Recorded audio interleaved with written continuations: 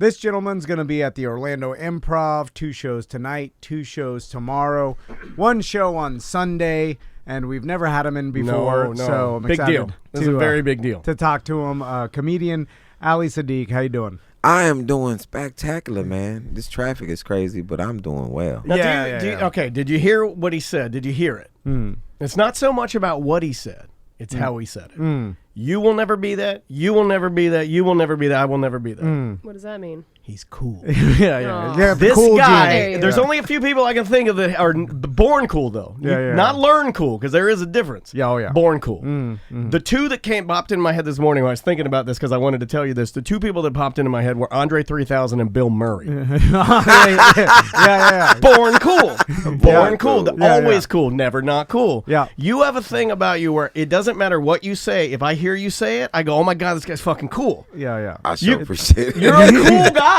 It's a gene, I think. It's a gene. Your son has it. Well, one of Max. them. One of them. The other one, anybody named Max is cool. Maximilian. Yeah, Max. Maximilian. He just sounds like he has an edge to him. Like, hey, what's up? Cool. He's just like even keeled. Cool. He's like everything, he's only 4 years old. He's 4. He but walks around with his hands in his pockets. Yeah. Like, He can dance. He can roller Capricorn. skate. I don't know the.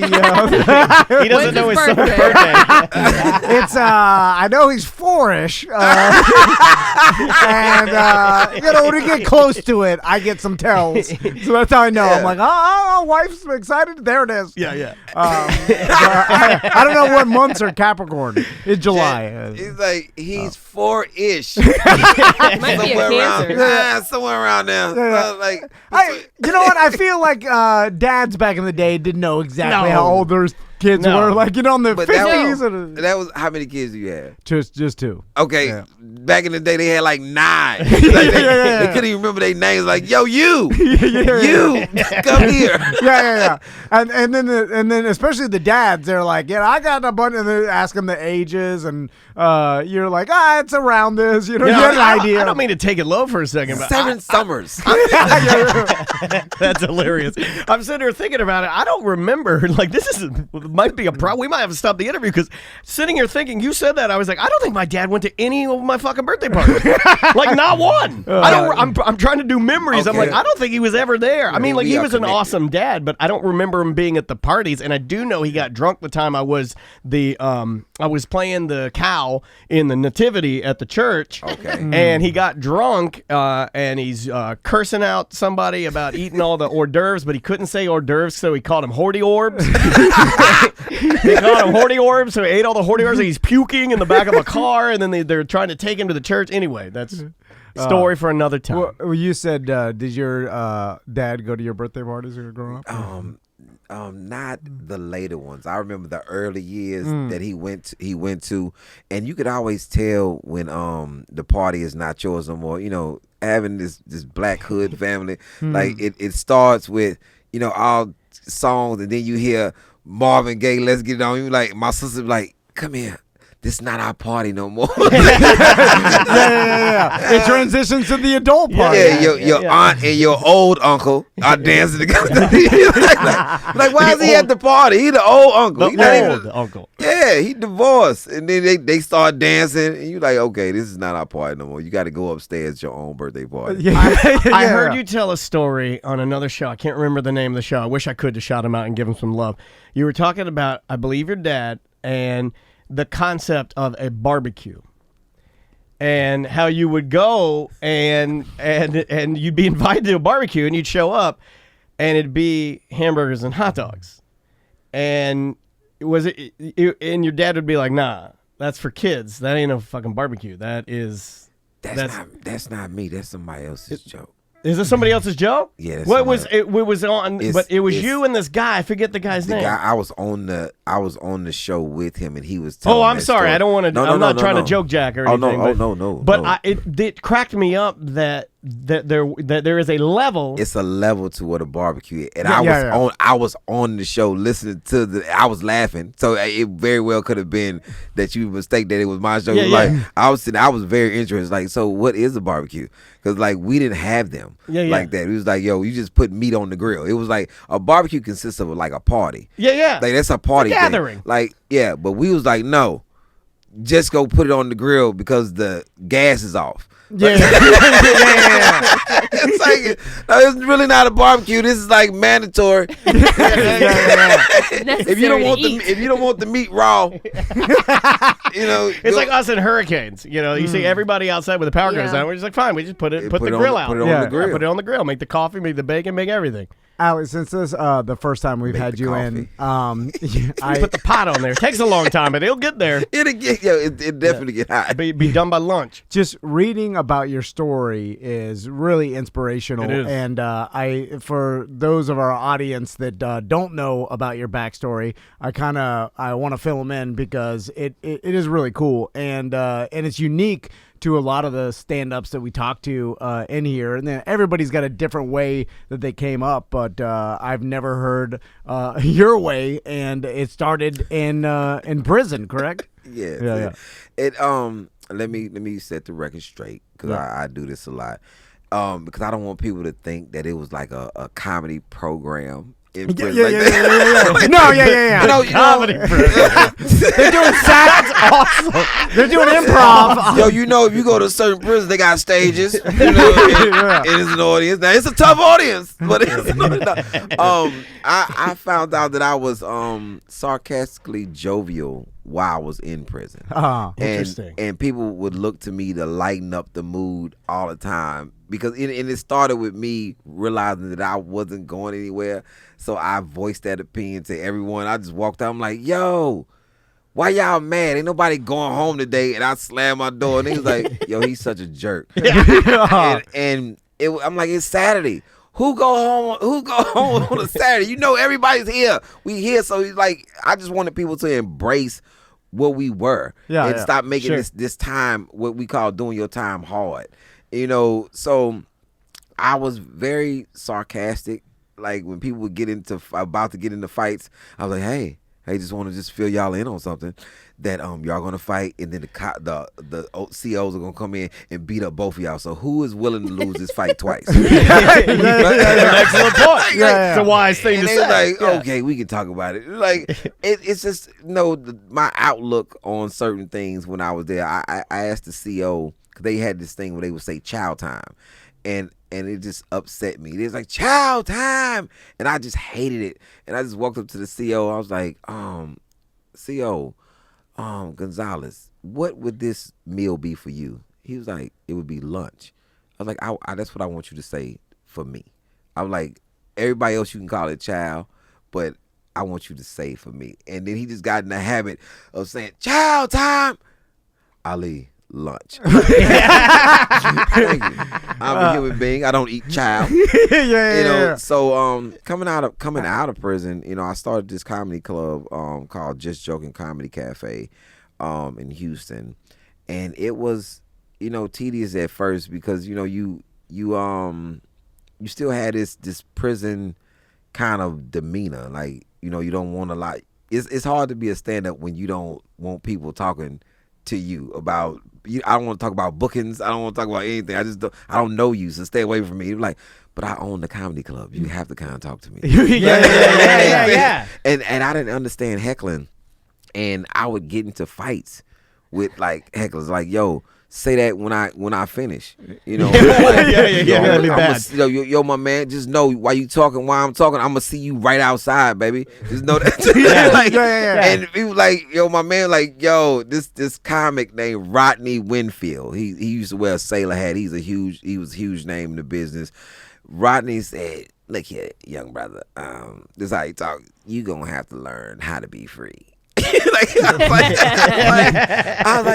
thought I was doing a good job. No, you doing a bad job, man. He was like, yo, you can't be jumping on people because they talking during your set. That man wasn't even heckling you. He was ordering his drink. I was like, yeah. So, and I would take that man's advice because I feel like anybody confident enough to wear a fucking sailor hat. You know what I mean? Like if you got a sailor hat on, I'm gonna listen to you because you gotta have some confidence to wear. Yeah, Rodney Winfield was like, he was back with Richard Pryor. Wow. And, he's like, if you look him up, he was a big dude in the business. He used to kill me, man. But he gave so much advice on being a comic and how and what to do and what not to do. Some people don't want to take that advice, right? I mean, like a lot of the comics we have that come in here are always talking about how I got advice from this person. Yeah. Or this person kind of like was a mentor to me and ushered my way in. Some people though, like it seems like, well, maybe newer people, maybe more influencers, sometimes they don't want to take it, you know. Yeah, it's a certain group of the youth that don't want to take it. But and I'm not hating on their way either because it might work for them. I don't know. It's just like I like to listen to what people have to say and kind of learn from it. It's kind of like I came up with D.L. Hughley. Like how are you gonna not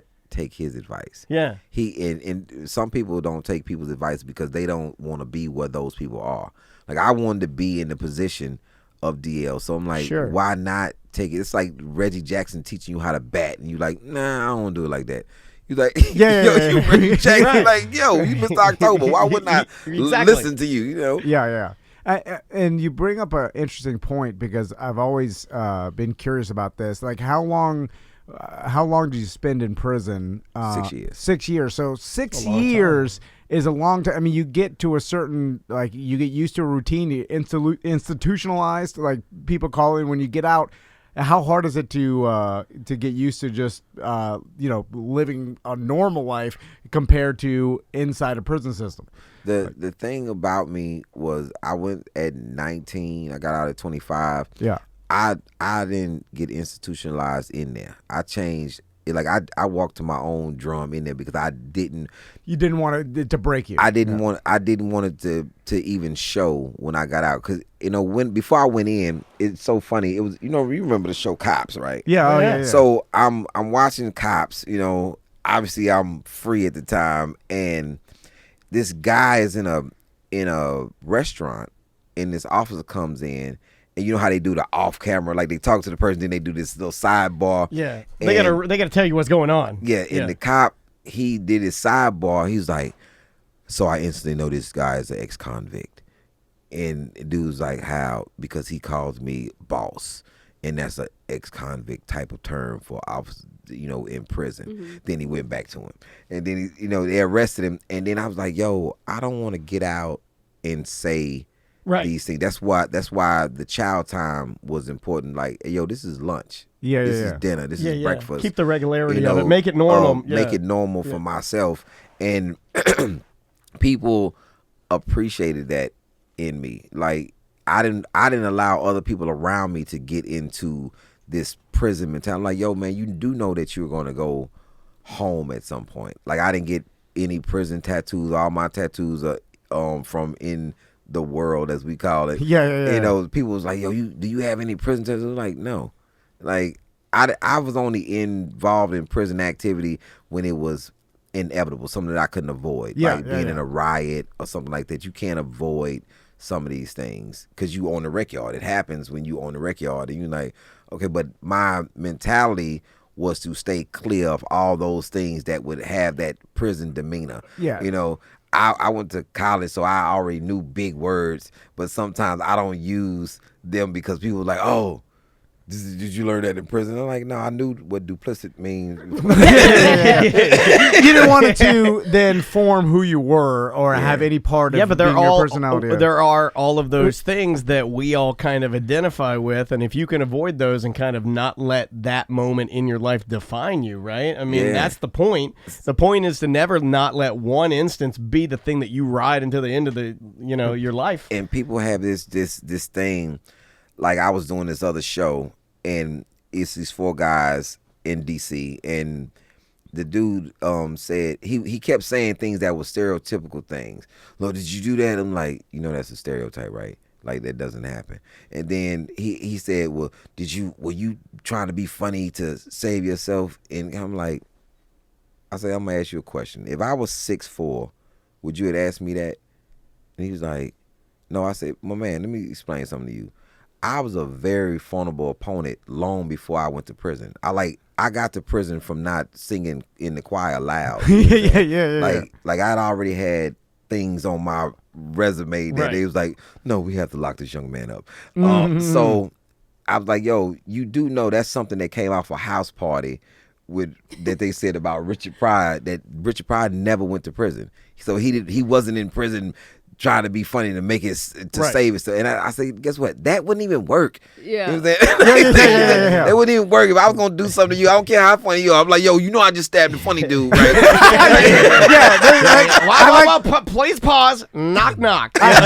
You know you're just getting fast stabbed, right? I like how people think that They watch movies and TV shows and they think that's how it is. Yeah, you could somehow not get like stabbed or retaliated against or whatever just because you're funny. Like, these motherfuckers are gonna stab you, and they don't care how funny you are. I'm 5'2", and I guess I've always been funny. I wish that were the case. I would get my ass beat. Yo, it's that's not even jail. That's just being a kid. You try to use that as a defense? You're just gonna get stomped out. It's like the old stand. It's not gonna work. So if you stand up to yourself from the bullies, they'll leave you alone. I'm like, I'm pretty sure they'll just beat the shit out of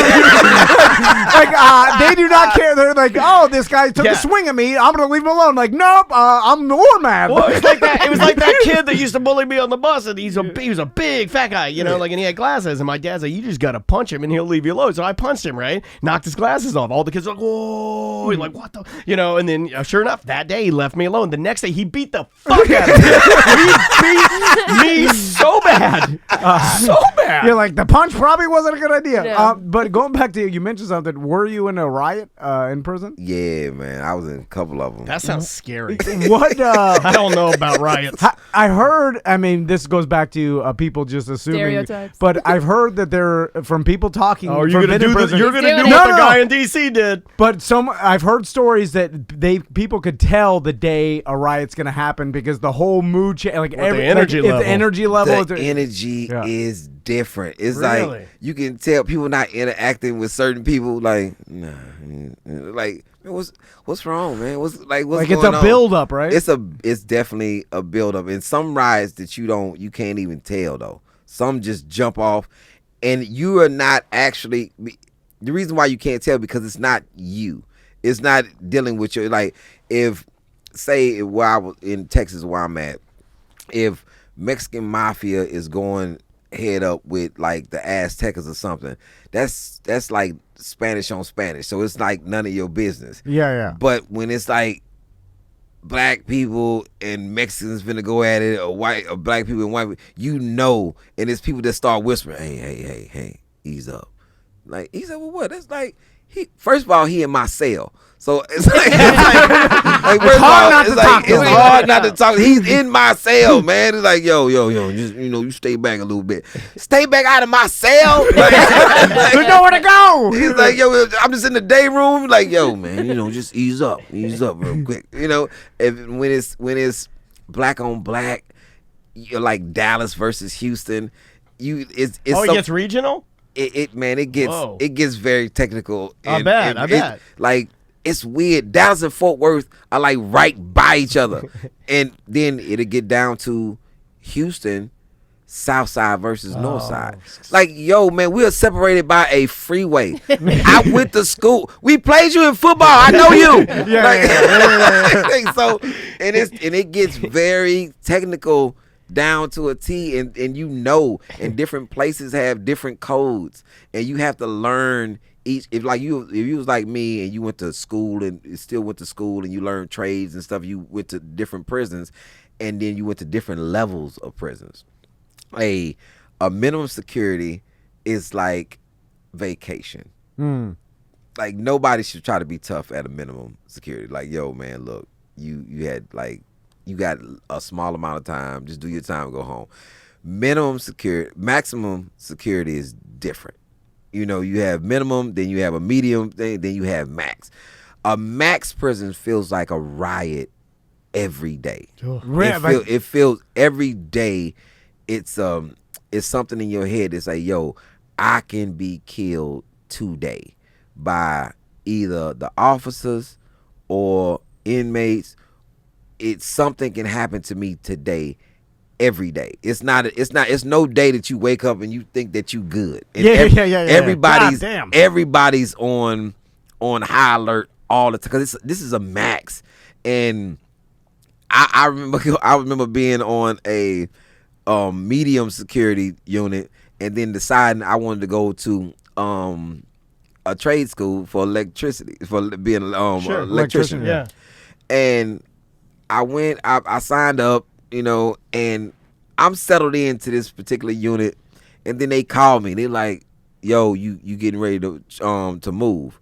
I was like, move where? Like, I don't want a cell change. Like, no, you going to another prison. And I'm like, oh, okay, whatever. So when the bus pulls up, man, and I'm like, yo, man, what is this? It's like, yo, this is where you go. This is where you going for school. It's like a dark cloud. It was daytime. It was like a dark cloud was over the prison. I'm like, yo, man. Well, it looked like a Harry Potter castle, or they didn't scary, tell you or where the school was. They didn't tell you what prison. That's fucked up. And you was like, yo, man, what is this? Like, yo, this is like the worst prison. It's called Bill Clemens Unit in Amarillo, and this shit is horrible. It's like you get off the bus and it's like people looking at you with this like, yo, man, where I know you from? You don't know me. I don't know you. And then this dude named Muhammad told me, he said, yo, youngster, before you get anything, buy you a knife. Oh my God. I was like, what? He say, buy you a knife, fam. This is a knife unit. Don't nobody on this unit fight. Everybody on this unit stab. God damn. Oh my like, God. I'm supposed to be in school. I just want to be an electrician. Can I use the knife later to cut wires? and it was and then you had to get acclimated to this very fast, and it was just the worst. Did you learn anything in there? Yeah, I graduated with a master's. That's awesome. But in that practical application too, I man. seen somebody get stabbed in the class. I'm like, no. Oh, in the class? You're gonna flunk, sir. You're not gonna graduate from this. That was gonna earn you a demerit. Yeah, you are going to lock up, Stab sir. that gentleman in the belly, and I smell his poop. Yo, but Darrington, He may not live. Darrington was a different unit. It's in Brazoria County, Rosenberg, Richmond area. Darrington, I first get to Darrington, and it's a dude with a like this much of a broomstick stabbed in his side. Oh my God! And he has to walk out because you can't put him. Because the blocks are tight, you can't put him on a stretcher because the broomstick is gonna hit the bars. So he had to walk into the hallway with this broomstick, and they like I'm on transit, and they stopped it. They stopped us, and I'm in the front, and they like, yo, everybody, hold up right here, and you stop, and you're like, what's going on? And this dude come out with a broomstick. You like, oh, this is why I'm staying. This is different. I don't want to be on L Block. But then you learn that happens to people who are in somebody else's business or whatever the situation is. It was just a weird thing, man. It's like prison kind of shaped me. So when I started, doing like commentary on what we were, like I would be in the day room talking. And how my stand-up career actually started. I was on this unit called Ellis 2. Ellis 1 is death row. Ellis 2 is the people who can't get to death row. So you like on a waiting list, basically, to get into death row because it's an overflow. So I'm on Ellis 2, and I'm the my job is like a janitor. I'm what they call an SSI. And you clean up blood and, you just keep the unit clean. Yeah. And so this particular Block F line was the closed custody where they didn't have a TV. They was locked up like 23 hours a day. And, they've been over here for a while, and you had to, come through, sweep the block, feed them, bring them their clothes and everything. So they didn't have a TV, and I would be sitting there reading the paper, and this dude was like, yo, let me see some of that paper. I'm like, no, I'm not. What's not going to happen is you're going to take this paper and then put it in the toilet and flush it to where it flows over, and I'm going to have to clean it up. Oh, hell no. Not doing it. Would they do that? Preventative maintenance. Yeah, hell yeah, they would do that. That's why with toilet paper, they would do it. It was like, I was like, no. He said, man, I ain't going to do that shit to you, youngster. So I tore the paper in half. I told her, I'm like, yo, you read that. You give it back to me. I give you the other side. Like a library. And so what happened was I like the idea of like anything. You just directly put it in your toilet and you flush it over. No. They don't have shit to do, man. They just try to make it hard for you.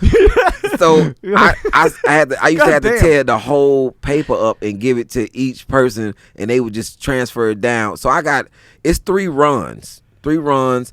It's 22 sales and it's 3 runs of people. So I'm the caretaker for all of these people that's on closed custody that's been over here. And it's a bunch of dudes who've been over here like 20 years, 17 years. It's a weird bunch of people.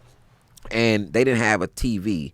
So I would be in my day room watching Martin. I would watch Martin I'm talking about so intense. I'm locked in. And they were like, yo, y'all don't realize why he watching Martin so intense, because he goes over to F Block and he does the whole episode for them. He play all the characters, and so Martin, that's what I would do to entertain them. So Martin would go off. Martin went off for the season, so I would just stand there with a broomstick and just do funny commentary about what's going on the rest of the prison. I'm like, yo, y'all don't know, my man down on K Block just got stabbed behind some dude. I don't know what it's about, but it's not my business. I'm just giving y'all what he stabbing for. Was it over Kim? I was like, something like that.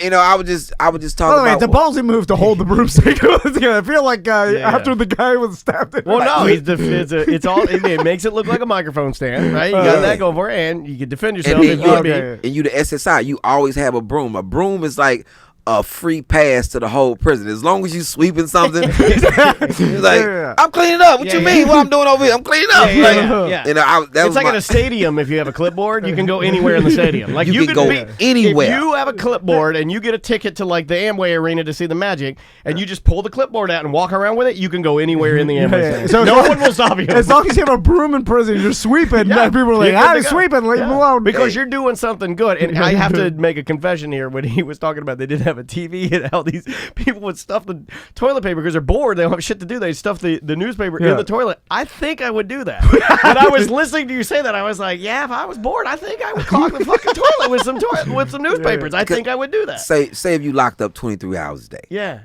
And you want to get out this cell.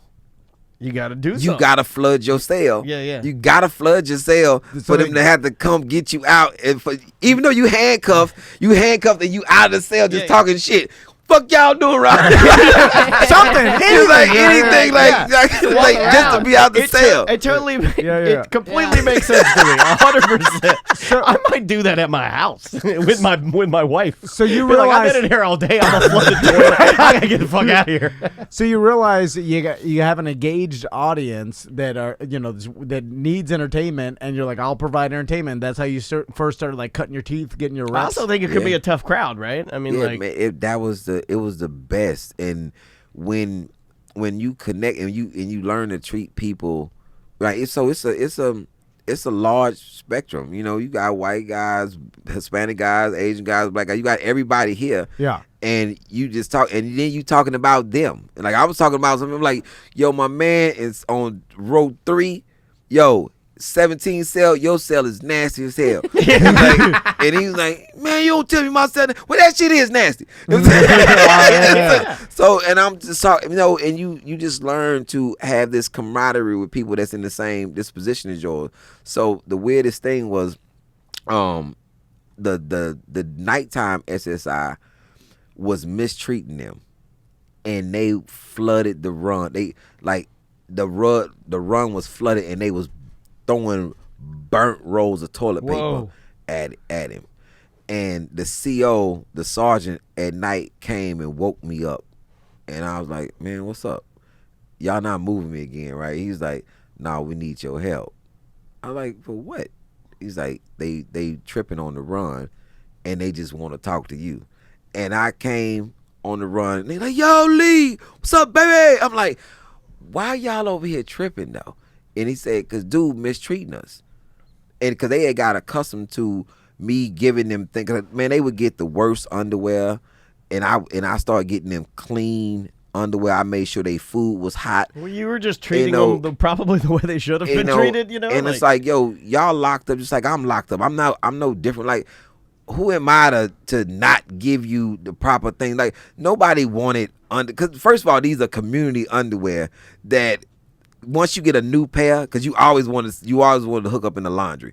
Somebody gets you a new pair of underwear that you've only worn. Yeah. You're never giving them back. You'll wash them yourself in the toilet. You'll find detergent. You'll wash them. You're never giving them back. Just imagine you go somewhere and they giving you some underwear that probably 700 people done wore. Oh my God! And you like, no, I don't think these the right ones. Somebody blew the back out. It's a holy doo-doo thing. These have been worn. And it was a thing. I was the first person to ever bring them brand new underwear, and so that's a big deal. They was getting all the worst stuff, and it was like, yo, man, my food hadn't been hot since I can't even remember, because they would bring they put all their foods in these trays, and it's this big box, and the box would be sitting out. The wheelie box, the metal wheelie box. Yeah. And it would be sitting on the run, and I used to wonder before I was the SSI, I'm like, yo, why this box be sitting here so goddamn long?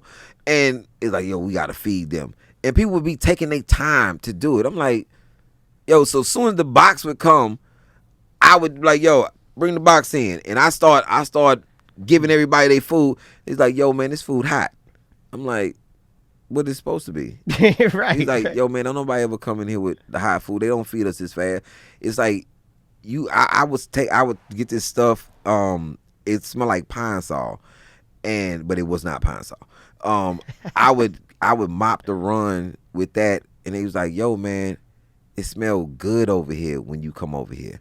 And I was like, yo, man, what the hell been going on over here? Just the smallest thing. And they appreciated everything. Like, so now they reading the paper. They got clean underwear. They food is hot, and you wouldn't hear a peep out of them. They was like, yo, I would go to the library and get the book joint and bring everybody books. Like, yo, man, what you want to read?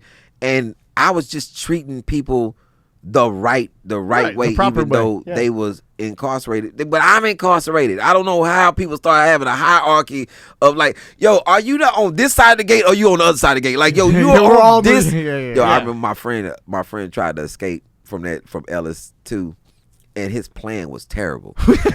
Like, his plan was so terrible. Did he tell you? Do you? Yeah, he told me the plan. Man, would you try talking about? And I was like, yo, I don't think that's gonna work for him.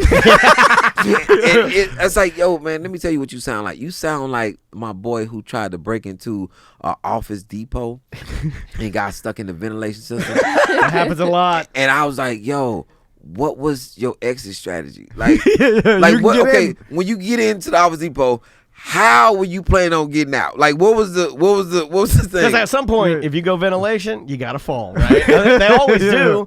Like, we have a ton of stories, even from listeners that are trying to do. Like, you have one personally where your friend tried to go through the ceiling of a sub shop, and of course he fell through. That's just gonna happen. So what was his plan? How you gonna get the stuff back out that way? That's my whole take. Oh, his plan was terrible. When you want also an office people, where you get a cash register, a couple legal pads, a fax machine. What was it? It was probably a while ago. So electronics was bigger. Electronics was huge. Like, what you got, the eight button phone? Like, yo, line 1, line 2. Like, who's buying this? Like, you suck, man. Like, yo, just don't be a criminal. Do something else, man. Like, so you suck, man. Pity. Yo, my man was trying to escape, and he said he was gonna take his mattress. First of all, you gonna run with the mattress? You do know that's visible. It's like a lot. It's big. It's tan. It's 4 foot by at least 7. And you gonna throw it over the razor, because we had razor wire. Okay. He's like, I'm like, yo, man, this doesn't sound good. Just know it's razor wire at the top and at the bottom. And then when you get over one gate, it's another gate where the razor wire starts at the bottom, and then you have to get over that. Okay, maybe you can jump that and get to that, but then you have some more razor wire. I'm like, yo, man, I think you should just do your time. That's a better alternative. And he was like, no. No. I'm like, well, okay. And then I'm thinking that he gave up. Like, maybe I talked some sense into him. Yeah. And then we sleep, man. I remember it was early in the morning, and they woke everybody up because they do a count. Right. That's the most important thing. So they counting, and then they counting again. And then by the third count, I noticed, I said, yeah, he did it. Because they was like, yo, the CO came by. I'm like, yo, man, what's going on? Why y'all counting so much? He's like, somebody's missing. I was like, what? Somebody's missing. Because you can't tell on nobody. No, You can't yeah, give it Yeah. up. Do you have to rein it in a little bit though, so you're not what? I think I'd be like, wait a minute, your acting is really bad, Mr. Dennis. I'd be like, because I'd be like, somebody's missing. Unbelievable. How did he even manage to get? I think I'd do a bad job. Did the guy take his mattress and? Oh no. And he got caught right on the fence with his mattress. On the first one, no. Because he don't realize the mattress is too slick. You can't climb over it. Like, he should have cut the mattress open for the inside is a little more sturdy, grippy, a little more grippy. Yeah. But the guy who did escape had a great plan. Oh, really? Because it sparked my memory because of your shirt. He dyed his white, that color of your like shirt, a different color, to look like a nurse's outfit, because the nurse outfits look like that. Now, dude, that's next level shit and right walked there. Like Scrub? right out the front door. He worked in the infirmary. That's how he got the Smart. dye and walked right out the front door and was gone for like 3 weeks. That's a long time. And I was like, when they was doing the count, and he's like, dude, I'm like, yo, man, somebody missing or something? He's like, yes, this guy is missing.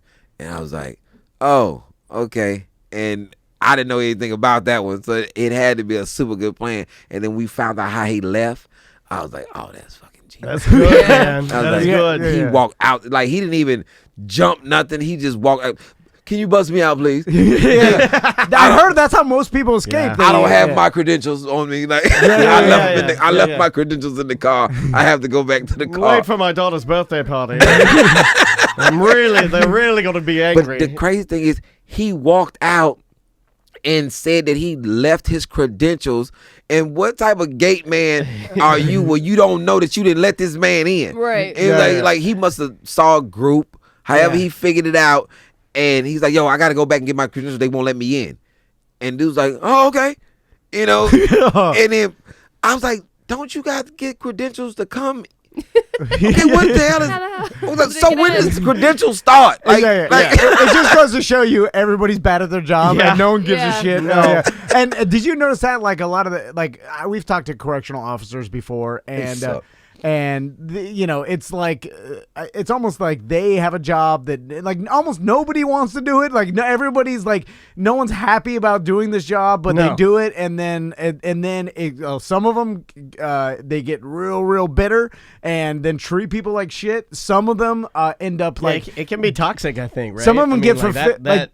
I mean, with everybody. I mean, like everybody working there, it's not good. It's not a good place. Did you meet any COs that were like actually genuinely cared about the inmates? Like, man. I met some good COs, and then people look on Comedy Central. I did a story about a CO named Mitchell that I was gonna kill, but I met some great COs. Shout out to Mitchell. That were genuinely like, yo, man. I made mistakes in my life. I just didn't get caught. And, they judged everybody by individualism. It wasn't like I grouped everybody together. And some people come there and they have a good experience, but they understand that we human. That this could be your brother or your father or your sister. It could be anybody. I've seen people incarcerated for the most casual things, but you think, like dude went out drinking. He didn't know, he should have known, but that he, had too many drinks, head-on collision, got a manslaughter. He's in prison. Yeah. He got 5 years for manslaughter. Is he a criminal? No, he's a person that was drank too much. Yeah, bad decision. By the way, every single person I know could have had that situation happen to them at one point in their life. You know, exactly. Yeah, so it's like when you see that, yes, you know, he is in prison. You got to go to prison. You did it. But I also know that a lot of people could have had that situation happen to them, and so it's like it's a weird thing where you're like, okay, well, I mean, it's the reality, but you're right. This person's Now not a child support. hardened criminal. You know, yeah. Now child support. People in jail now behind child support. Man, this white guy told me that he was in there. He had to do 180 days in prison for child support. He said, "I lost my job. I couldn't pay.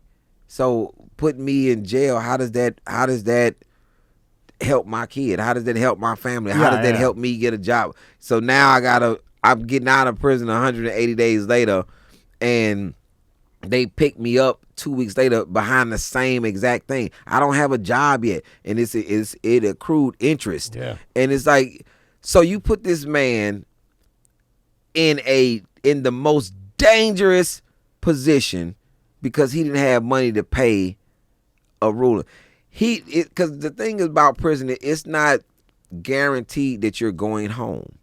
That's the thing that people forget. Right. Like me coming out in 6 years, being cognitive and having my own brain and not being scarred and actually making it out is almost, it's like going to war. It's not mandatory that you're gonna come home from a war, and this is what prison is, you know. And when you come home, you still have that PTSD syndrome of being in this place where you have this.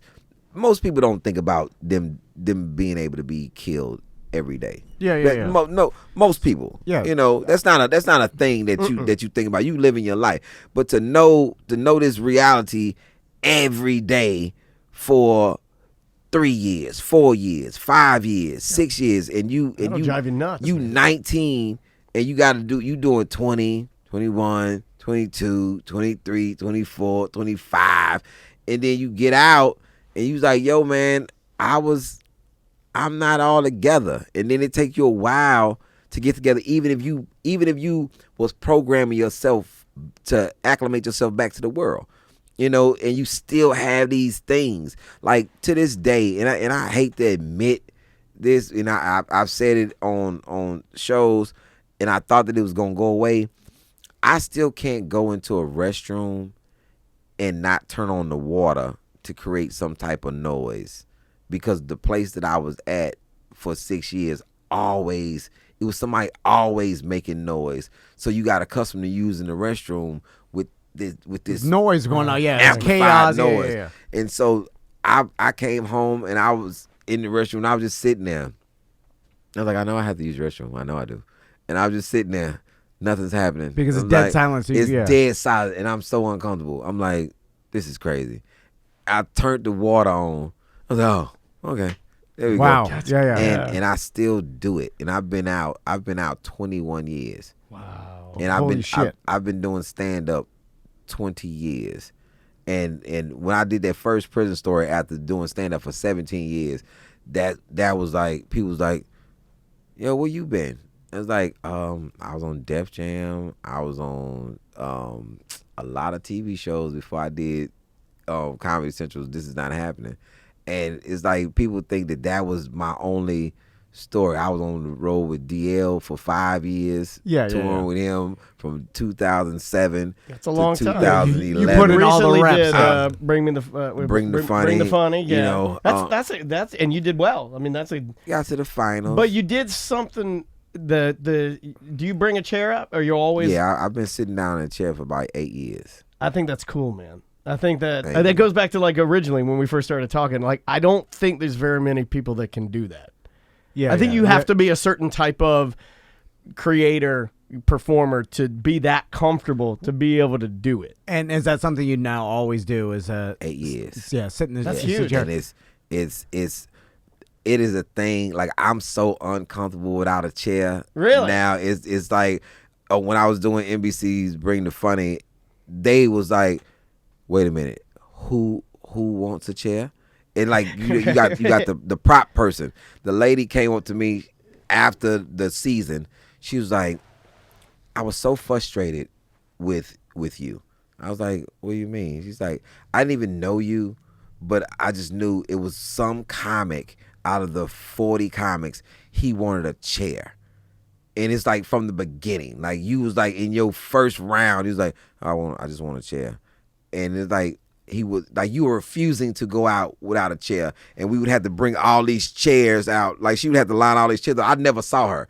She would have to line all these chairs up and they would come and get me and ask me to pick which one. And like, oh. And I would sit down, I would try. I'm like, I like this one. And so, I do like the idea of you having to choose it out of a bunch of them, and you get in there and you wiggle a little bit, you squish it a little bit to see if you like it. I like that. And then she said from the first, she said in that episode, I intentionally came to watch who wanted this chair, and I saw you. And after that, I made sure that you had that right chair every time, because I was like, oh, that's beautiful. Yeah, yeah. And she was like, and I watched every time that you would tape, I would come see you in this chair. That's like, cool. Yo, he is amazing from this chair. And I'm like, that was my thing. He said, it just killed me every time you walked out and said, hey. And it's like, and that was, yeah. And that's the thing. Like last night I was in Philadelphia and I was performing for this Emoke. It was this program getting people acclimated that came home from prison. Okay. Oh, nice. And so they got me to come, and the lady kept emailing me like, so we would like to know what you're gonna talk about. The councilman would like to know what you were gonna talk about, and I never responded to any of the emails. And this lady named Jamie kept saying, hey, would y'all just leave him alone? All he asked for is a chair. And I walked out, I sat down, and I was supposed to do like 7 minutes. I ended up doing 20, and because I was in the groove, and they was just sitting there like, yo, we sat through everybody else, and they were good, but this is who we was waiting on. I said, because I am you. It's not like I'm not like everybody else. Everybody else was they did wonderful talks. They did wonderful stories. Sure. And I appreciated all of them. But I am you. You know, there's a difference between like I took them back to things like if you say that you love yourself, you have to remember the things that you went through to get yourself in a position where you didn't really love yourself that much as you thought you did. Because intake and going through that system, you don't have a lot of love for yourself if you would put yourself back through that type of thing. Like, I'm not going to prison. I went to jail for some tickets, and I realized that like prison and crime is for young people because the mattress is so thin. It's like sleeping on a yoga mat. And my body is definitely a Serta. It's definitely a Serta body.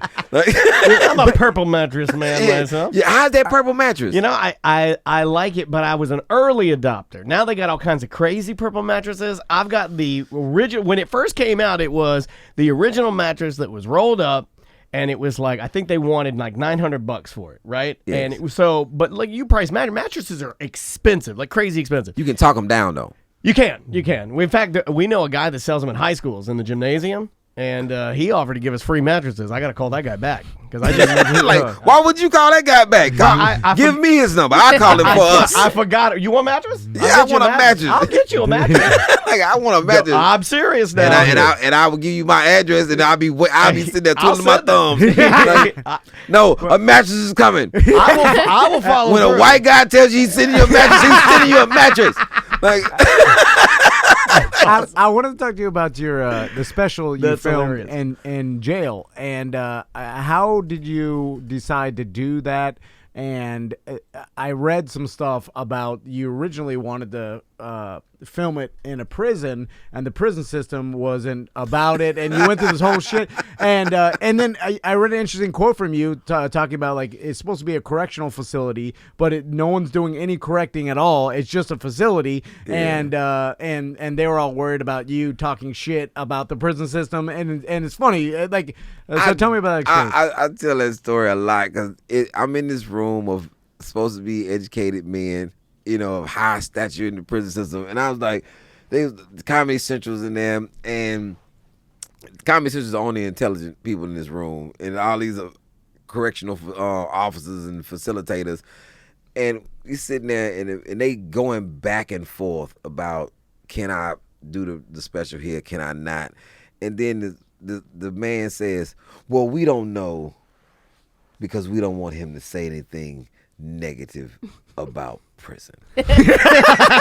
Now, this whole hour, I have not said one sentence. And then I said, okay, all right. I think all of y'all are smart men. I'm going to say the word prison.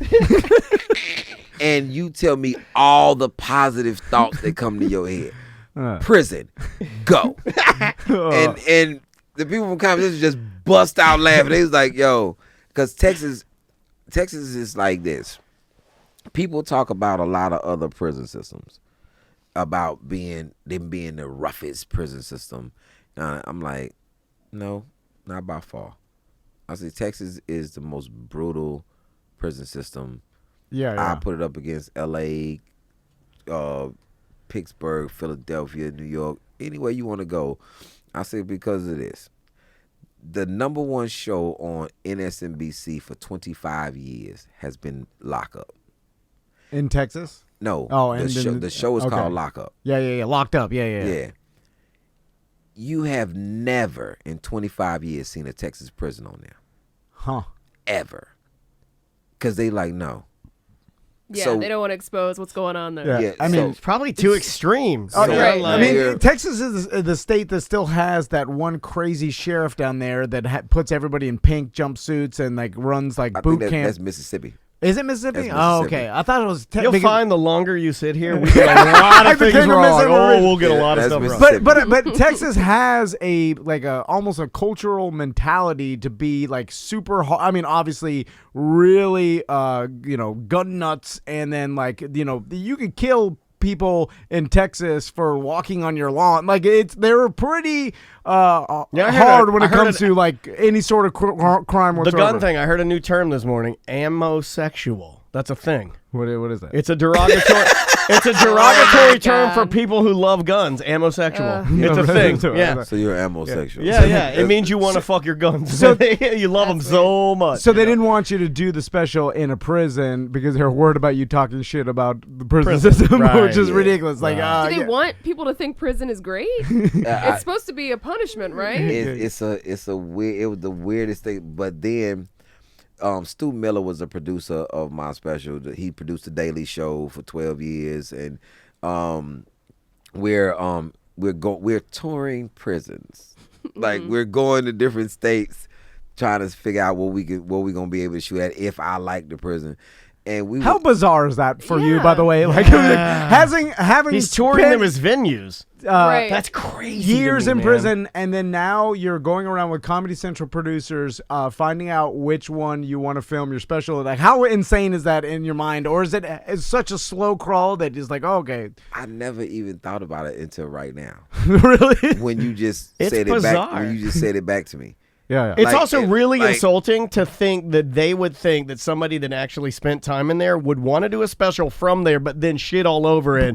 You want to do some good while you're in there. You want to obviously make them laugh, It and then you was- want to make yourself look but- good. So it's super insulting to think that you'd like, nah, I just want I'm to do just it and gonna- burn it. I'm just gonna just fuck my special off. Yeah, exactly. Like, it's so insulting. But- this guy's a complete. Like, By why the would way- you even say that? How many other inmates, when you were actually in prison, if you'd have told them one day, I'm going to be out of this place and I'm going to be with Comedy Central producers touring To come around back prison here. to see which one I'm going to film my special, they'd be like, yeah! they would be like, I'll bet my life against it. Like, Yeah. how many people would have ever believed it? It's such an incredible, No. I mean, Nobody. It's Yeah. the weirdest thing. So we in Oregon. We in Oregon, in an Oregon prison, and we walking through. Now we've done several prisons by this time, and I'm very. Stu is like, yo, you're being very judgmental of these prisons. I'm like, I'm at the prison like, not tough enough, man. Not tough enough. Not the vibe you wanted, So right? we get to Oregon, and Stu, this whole time, Stu and the other producers have been thinking, oh, he's just being very picky, and he's saying it's not tough enough. So then we get to Oregon, and it all comes full circle for them. It's a guy in this wood shop. He's working on this furniture, and they interviewing people, and he says, I've been in a Texas prison before.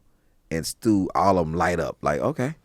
So tell us the difference between Oregon prison and a Texas prison. And that man with the coldest tone, he said, Oregon is a lot safer. And Stu and them look at me, and I'm sitting there like this. Told you. So then we get to a Texas prison. And this is the first time that they were apprehensive. I turned around and said, oh, y'all look scared now. Yeah. And I just think, this is just the county jail. This is not even. Right, not even prison. This is not even. You haven't even gone up the ranks. Rank. This is not. This wasn't even the place that we were Bottom gonna tier. shoot. Well, we ain't gonna shoot. This is people who locked up. They got hope of getting out. Right. Yeah. You know, they still got to go to court. You know, Right. like, yo, y'all are terrified of this place. Just imagine what the people who already sentenced are like. Yeah. And we in Texas now. So we did like 3 spots, and they kept tearing it up. I was like, every time we went, I was like, yeah, this is what I'm talking about, baby. and we got to this one spot, and they were like, okay, this got to be it. And so they walking around, and they looking for me, because I left the group, and I'm on the rec yard, and they was like, yo, where is Ali? And so they just see this huddle of all these inmates just sitting on the ground talking, and I'm the only one that doesn't have on orange, and I'm sitting there, and my feet back, I'm up on the wall, I'm like, and I'm like, yo, first of all, I got next. You know what I'm saying? Because they playing basketball. I'm like, I got next, first of all, and I'm talking.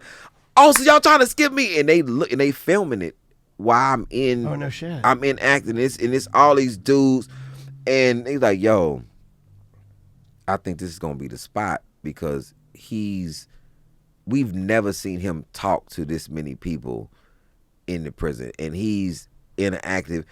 And I'm like, yo, man, this is why I want to do it at, because this is the environment. These people are already sentenced. They've been, some of them been to prison before, some of them waiting to go to prison for the first time, and this is the environment. And the officers was like, yo, everybody that was on that rec yard with you has a murder case. I'm like, and what that mean? I was like, I want them to be in there when I film. And it was like, whatever, but just know it's certain people that's in there that may not can be in there. And then it was this guy who had he had killed 2 cops, and they ran in on his house in the middle of the night looking for drugs, and there were no drugs. And I read about his case after I left, and before I taped, they well, the producers are funny. We got what was it called when we had to go? They called us to do a deposition for what I said to him, what he said to me, and all of it. I'm like, what? Like while you were on the rec yard, or while you were talking to the guy? And I had to have the attorneys from Viacom on the phone because they thought he had told you some secrets or something, some details. Yeah, I'm like, what was he gonna tell me about? His case was in the damn paper. Like yeah, you read about it. I read about his case once I left, because he kept saying, "Yo, you read about me. You can read about me." I'm like, I'm gonna read about you. Yeah. And so, you know, his case was kind of screwed up. You know, and that can happen. It definitely can happen a lot. And it happens a lot. Yeah. You know, I like on the story with Mitchell, I mentioned this guy named Leslie Davis, Alameen, who stopped me. Him and Mustafa stopped me from killing Mitchell. He was in jail for a robbery that he clearly did not commit. The person who got robbed said the man who robbed me had no facial hair within the shadow of a doubt. That's in his deposition. That's in his doc. Right. The man said he had no facial hair within the shadow of a doubt. They arrest Alameen 24 hours later. He looks like ZZ Top, man. Yeah. His beard is huge. Yeah. I say, so y'all think he a chia pet when he grew all his facial hair? Yeah. Like he had a lace front beard or something? What you think that he had? It's like literally your face to his face in 24 hours. Yeah. Fast. And he got 50 years. God Oh my damn. God. Jesus Christ. Like he just came home. And I just found out that he just came home because I was in Nashville. I was in Nashville, and I'm looking on Instagram for some reason in the middle of the night. I'm looking on Instagram. His nephew heard the story that I did on years ago, and he texted me. He said, "Hey, my uncle's home, and he wants to, get your number." I immediately sent my number, and it's like 3 a.m. I'm like, pretty sure they'll call me tomorrow. By 4:15, me and Alameen are on the phone that same night, and I talked to him for like 2 hours, and he was like, "Yo, man, I'm just now getting home." I was like, wow.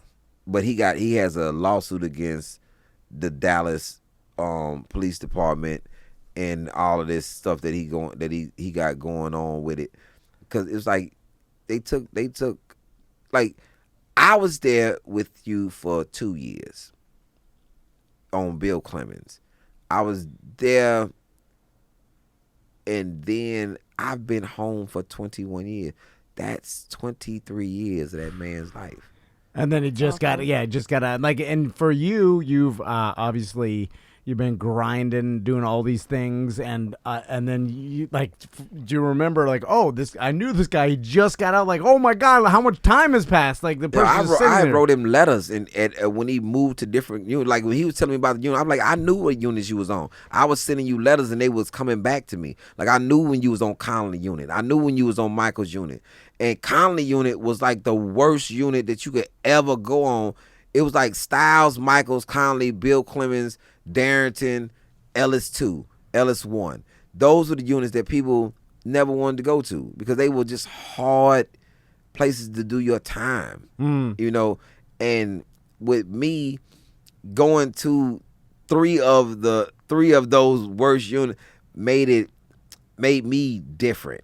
I just felt like, yo, man, if I can make people laugh here, like the world is pretty simple. Like when people be mad in the world, I'm like, for what? Yeah. Like this is a choice. It's an actual choice to be sad, mad, indifferent. That's a choice. You can be happy every day if you choose to, if you look at things in that sort of light. I don't look at things in a negative light. Like, my man, like, man, I just had to pay my taxes $10,000. I said, look on the bright side. Is the difference. You paid them. You know how hard it is to owe $10,000 in taxes and don't have the money. Right. That's way worse. Yes. And it's like our accountant tells us, like, you've amassed amount of money He sounds to like Bernie, does he? to Sounds like pay the Bernie. taxes, so that you look at that. Yeah, Bernie says this. Like, Bernie's our guy. He's big hands, huge hands. So you know what that means. A big-handed man. Oh, he's a big-handed man. And when he comes in here, I'm like, Bernie, you're killing us. It's a lot of taxes. And he'll be like, you're just going to make more money. I know you will. You're just going to make more money. He's very positive about it. He's like, you'll be fine. That's the He's thing. like, they're paid, you're good. Nobody's chasing you. IRS don't want you. You're not breaking any laws. It's not eventually going to creep up on you in the middle of the night. There's nothing to worry about. You're right. Are you positive all the time because of that experience? Like, because right now I feel like it's real easy for people to pick up their phone, and pop off something negative. And if you look at social media, the vast majority of it's complaints. God. It's all complaints, right? Social media, it's like, come on, internet cowards. Like, people go on social media and say the worst thing about people that they don't know because there's no consequences. Yes. Now, that's the thing that I always have to fall back on, because I come from a place where there's consequences for every single thing, and it's instant. Yeah. Like, I tell people this. I learned the most about respect in the place from people who didn't have respect for society's rules, but they have respect for general law of nature rules. Yeah.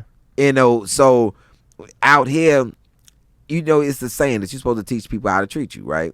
So if somebody's standing in line too close to me and I turn around and say, hey, can you scoot back a little bit?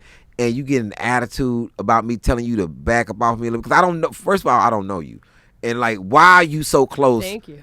On my, God, I hate when that like, happens. Yeah, yo, Happens all the time. So you have a problem with well, scooting you never back? tell me to do. You never tell me to back up. And I just want to feel it a little bit. You're going to put your pin in the, your debit card, and they're right in your face. You're like, whoa, back up. Are you trying to steal my pin number? Like, what's your deal? Yeah. Like, and they do. They get mad at you for saying like, hey, can you back up? Well, because they're embarrassed. They know what they were doing. Most of the time, it's shame. They know what they were doing was like wrong. people in the grocery store. Yo, if you being a decent human being, you actually don't need that separation bar, because your things should still be in your basket. That's what your basket is designed for. I love you. I'm 46 years old. I grew up where the cashier had a spray bottle, and she would clean it before each customer. She had time to spray down the conveyor belt and wipe it down. So I be hoping sometimes the people behind me have peanut allergies, so I roll all my fresh peanuts on the thing. I'm like, yo, put your stuff up there now. I hope you swell up. You brought up a good point I'm about gonna poof you up good. there is no That's consequences awful. on social media, and you came from a world where there's consequences for everything. There should be something called prison Twitter. And Here we go. This is your show. Okay. Hold on, I'll take it bigger. You sign up for it, and then so you're like, I'm gonna tell people this person he's a fat piece of shit, but he may stab me. You're like, so you know what? I am gonna be cool. If anything you say could have repercussions. As soon as you tweet it out, it shows you where your location is. Who would sign up for that, Tom? Well, then everyone would talk a little less shit, right? Somebody show up. You send somebody a messed up Instagram message. Somebody show up, yeah. Hey, I would like to talk to you about it. Yo, they need to talk to you.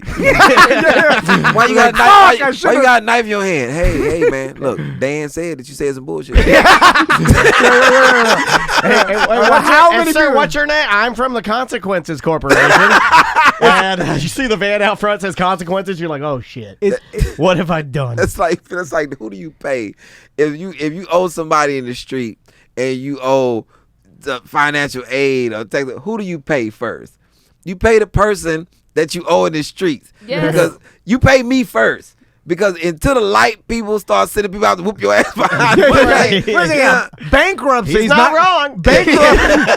Bankruptcy's not going to kick me until my organs bleed. Like there's simple things like for us, it'd be like if I owed, let's say my weed dealer put it in my mailbox and I just owed him some money, he's going to get his 40 before I'm going to pay my Geico. Because Geico, fuck Geico, they're not going to do nothing. But that guy, I know him and he's super nice, but if he really needed that 40, he might. You don't know. Right. You don't know. Who is that car parked out in front of the studio? Is that Geico? Is that the Geico list? He's been sitting out there for 2 days. He got a little bitty knife. Yeah.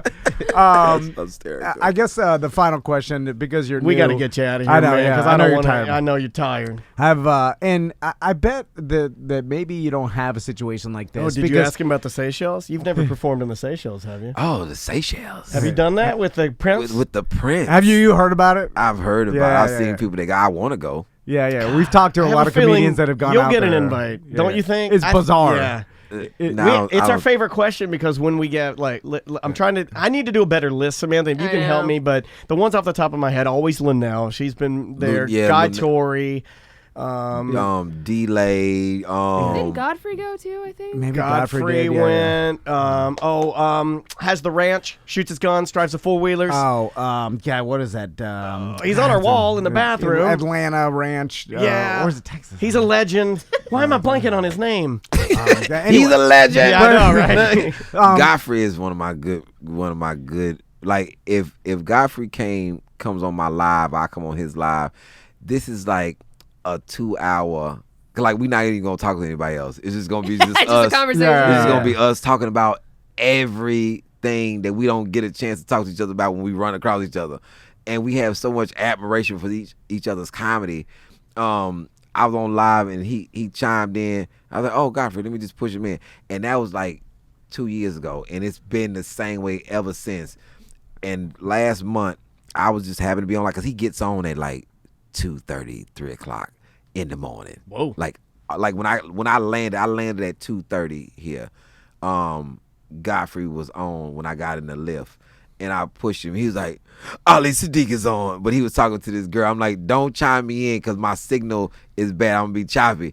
And when I got to the hotel, I was too tired to go back. But I would have ended up talking to him at like 5 in the morning. I'm like, no, I'm not doing it today. I'm not doing it. well, the question I was going to ask you, and I bet you're immune to this just because the way you started, and you probably don't get awkward in tough situations, but a lot of comedians have a story about usually earlier on in their career, they got hired to do a gig, and it was like a personal gig or someone's house or whatever, no microphone, some situation that's he not. He was in prison doing that. I know. And so I don't think there will ever be, it's like you show up like an awkward situation, like some corporate or private gig where you're it's not conducive for stand-up comedy, and then you have to perform. But I don't even think you'll have that because there's probably no scenario anybody could put you in and that would make you uncomfortable. I can't see it. They've tried.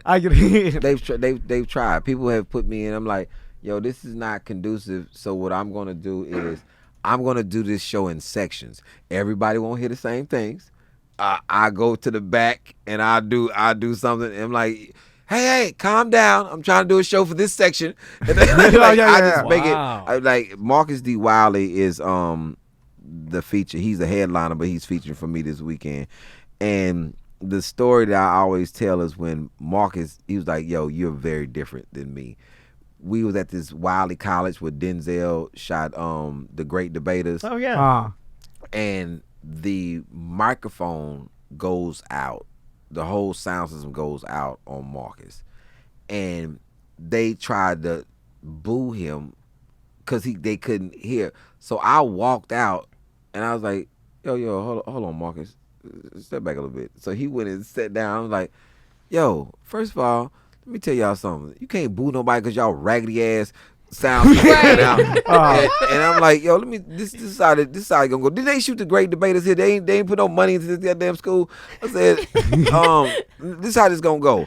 I'ma say a joke. Y'all gonna laugh, then y'all gonna shut the fuck up, and then I'm gonna say another joke, and then y'all gonna laugh. That's how we gonna do it. So I end up just talking for like 40 minutes, and then I turned around. I remember Marcus was back there. I say, yo, you want to go back up? Marcus like, hell no, I won't go back up. So I finished doing my set. I'm like, now didn't everybody enjoy themselves in this goddamn East Side High?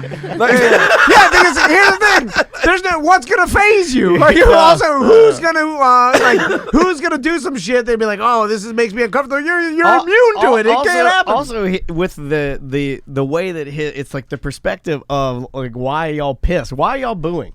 We can fix this. Because your system like, we can fix this and have fun, right. Or we can act like dickheads, because that's what you're doing, right? But you've seen some bad shit, so that microphone went out, well, it's not good, and I'm gonna make fun of your college a little bit, but we can fix this. Yeah, the worst thing in comedy to me, and I know this sounds very trivial to most comics, they were like, Ali, that's gonna happen. But it shouldn't happen. I hate, and I'm talking about ultimately despise people shifting their ice in their drink. It's like just sitting there stirring your drink. I fucking hate it. Because I tell long stories and it's quiet until I get to this, and you just sitting there and I always say, excuse me, is that a mixed drink? And he's like, yeah. They did it in the back. It's already pre-mixed. Like that's why they put it in this little thing and they do this little smile shit. And then they put it in. I'm like, this is not you pouring your heavy-handed liquor at your home and the liquor's at the bottom. It's the dumbest shit. And I despise it. And people do it. And I'm like, yo, you do know this. And like people who eat ice at the show, you just Oh my crunching. gosh. Oh no, that's I'm not like, good. yo, there's no. I know you have an iron deficiency, and there's no iron in ice. Like none. It's not even one of the elements. It's on you. If you look on the periodic table, it's not even up there. It's like it's H2O. It's no iron. I say, but what you need is sea moss. If you get sea moss, that'll raise the minerals in your body, so you won't have these deficiencies like calcium deficiency, iron deficiency, because your body is made up of minerals. You do this in your set? Because that's like good advice. Yeah, I do it in my set. As soon as somebody start crunching in ice, and I'm like, yo, I said, give it 2 months, and you will not be crunching ice anymore. Your iron will be built up. I might take advantage of that because I have to actively Is that why think people not do it? to do it. Yeah, sea moss has like 192 minerals in it. It's like the most things that you can, because people tell you to take vitamins, but you actually need minerals because your body is made up of minerals. Like if you ever have like a like coughing or sneezing or anything, it's this stuff called biosilver. Oh, just take like colloidal silver, the dropper. Just take silver. I have and that. It's like boom. Like even if you like food poison, activative charcoal. You don't have to go to the doctor. Just take activative charcoal. Charcoal is a filtration system, and it flushes out food poison instantly. Within hours. Like you don't have to go through the 3 days of food poisoning. You can do it. You can knock it out in like an hour and a half. Like, goddamn. You've been Where'd coughing you learn for this? a long time. Prison. He's been coughing, and he carries a little hanky like an old cowboy. He coughs into it and blood everywhere. No, I'm kidding. He doesn't. He doesn't. I'm joking. I was like, what is that? I'm joking.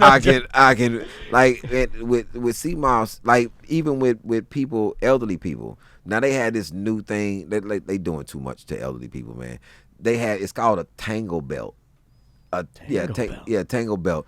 It's like a fucking utility, a Batman utility belt that they supposed to push like when they fall. It's like an airbag. Yeah. Like you falling and you. Wait a minute. I want one of those for me, just for fun. I would want one for people who can't swim. You fall in something. I got a floaty. Yeah. Now you have a floaty. Sam, you could use it at the ATM if somebody's too close. You hit the button, and it blows up a barrier. Emergency personal bubble. That's good. We could all use them. That's it. And then the guy's like, "Whoa, what are you doing?" And he's like, "Well, you're the one grinding in my ass. I'm using medical. You too close. I'm using I'm in the belt. Yeah, I'm hitting my belt." So when they fall, it's supposed to stop them from breaking their hip. Now, which is weird because that's not how that happens.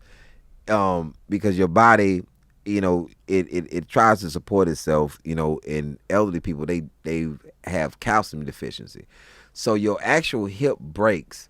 And then you fall. You don't fall and break your hip. That's how it goes. The calcium you have is deterioration in your hip, and that's how you end up falling. Gotcha. So to build up those minerals, to replenish your body with calcium, so it won't strip from your nails and your eyes and your teeth. Sea moss has a large component of calcium in it. Huh? I'm gonna get some. Where did you? I'm gonna make it happen. Where'd you learn all this stuff? Man, reading, man. It's fundamental. He can't read. He can't read. I can read. It's just not that good at it. Well, we have a story. We have a story later today. We're going to talk about. That's the first time. Florida school system. We always say that around here. We're swamp people, swamp clowns around here. You have a story we're going to tell on the Friday Free Show about last night with your son's homework. Oh, yeah. I thought that I'd eventually get to the point. I'm like, eventually when he's in high school, he'll ask me to help him with his homework, and then I won't know. I'll be like, oh shit, this is my algebra. Like I don't. My son's in kindergarten. I had a question. I'm like, don't understand that word. I don't know what that word means. I also like that you. Never mind. We'll talk about it. We'll talk about it later. 2 shows tonight, and then 2 shows Saturday. Yep, and one show Sunday. One show One on show Sunday. Sunday. I've been watching the chat room. Tons of people are grabbing EJ's tickets. going. EJ's going out there. I think a couple other people were. It was scrolling really, really fast. Hey, thanks so much for your time, man. Oh man, we thanks really, for having me. really I had appreciate a it. Fantastic time. Well, we'll have you back. Yeah. Oh, thank you. Well, if you'll come. Oh man, I'll definitely come. Do you want to promote any social media or anything? Are you into doing that? Yeah, but it's just my name, Ali Siddiq, ALISIDDIQ. That's on all platforms, and that's pretty much, it for me on social media. I just, I go on live, pretty much every day just to talk to my particular constituents, and and I just hang out and kick it. I want to find a good cigar spot. No, here we know right there. There's a walkable. Yeah. That's what it's called. Are you into cigars? It literally, you could walk there. No. It's like 10 feet from our studio. This guy, I said, this guy said something to me. I said, touche. And he was like, that's your name? I'm like, no. No. We've got a sponsor. That's a little racist, too. He's a black guy. His name must be exotic. Hello, touche. Don't say that. He could be a Steve. You don't know? I know, like, maybe, yeah, I do know, like, 5 black Steves. Well, there's some famous comedian Steves. Like Harvey. Yeah, Steve Harvey. Steve Harvey, I know him. Not unfortunately. Shout out to Ken Miller for winning the That's right, yeah. Steve Harvey, local comedian Ken Miller. Did he win it? Yes. Well, he got picked by in, Steve. yeah. He got picked. How huge is that, man? That's awesome. Yeah. What is he going to do? Like, I don't know what Steve is going to do. I don't either. Like, it's like the I Will don't Smith. Like, understand. Will Smith is hanging out with comics from social media. I'm like, but what are you going to do? Like, Right. Like, I just want to pick some social media comics and hang out with them. And then I just want to pick Maybe help them with followers and I don't know. We'll find out. Hook them up with some shows or something. I don't know what to do. Like, I'm still, because I was going to just, because I didn't have nothing to do. And I was like, well, let me go on and put a clip up on Steve Harvey. And my agency was like, if you don't get your ass out of here with that, like, you just came out bringing the funny. Like, are you serious right now? I say, I just want to go on all these competitions and lose. I just want to go in all, because when I lost Bring the Funny, did you notice that they didn't put, if y'all watch the show, when they announced the winner, they didn't put the camera on me. They panned the camera to everybody else. It was like, oh, hell no. And I was like, why y'all didn't put the camera on me? Ali, your face was like what the fuck face? I was like, yeah, because I was concerned. Like, what the fuck? Yeah. Like, everybody thought I was going to win. And he was like, no, America chose different. I say, well, I guess they're not going to vote for a black guy to win. Like, they did that once. We're like, we tried it. we tried it. Not again. We're going with the orange man. Oh, somebody's too close to me. Let me inflate Hit the bag. Yeah, hit the bag and... Well, hey, thanks again, man. We appreciate it. Yeah. We gave you the shows, theimprovorlando.com. Yep. Just the easiest way to grab your tickets. And guys, Twitch, we'll see you on the Friday Free Show a little bit later today.